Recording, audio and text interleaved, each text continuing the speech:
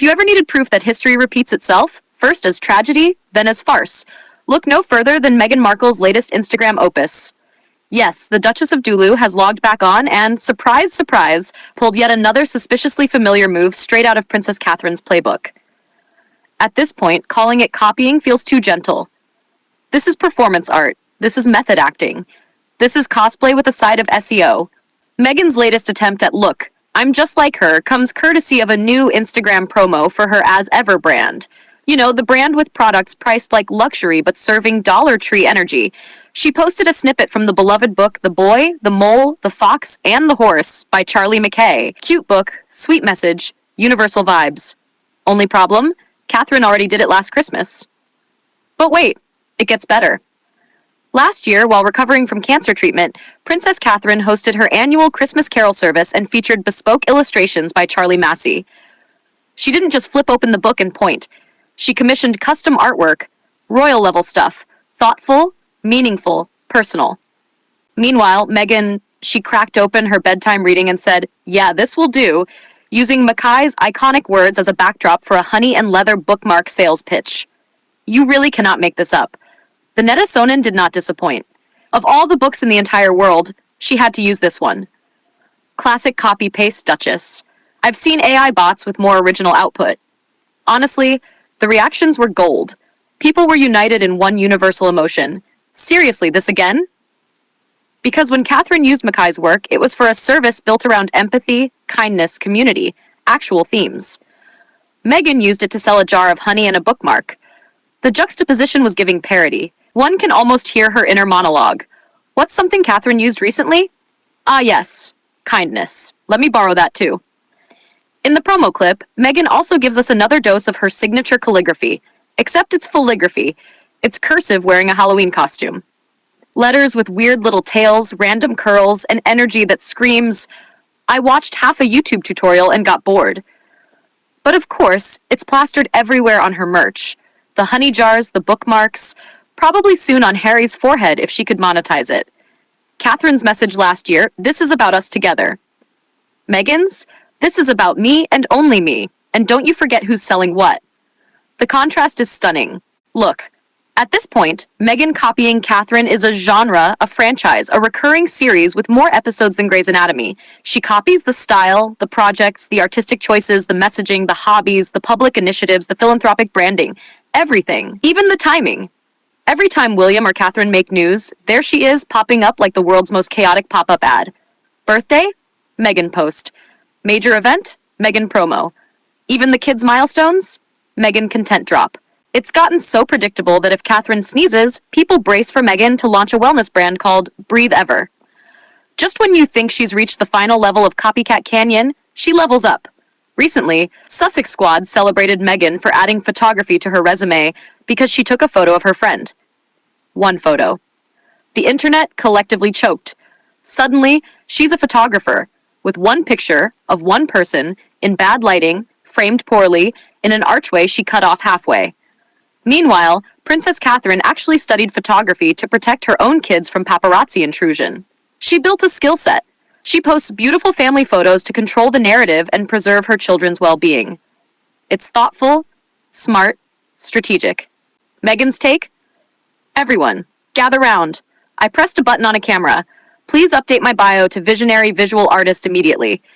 And the memes? Oh, they were spectacular. I took a picture of my cat today. Guess I'm officially a top-tier fashion photographer now.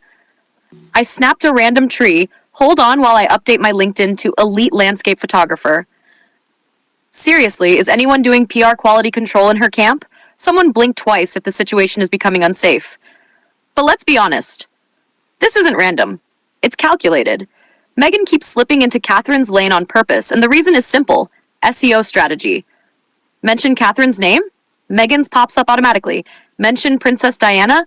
Meghan gets dragged into the trending topics instantly. Mention anything royal at all? Meghan appears faster than Beetlejuice after the third call.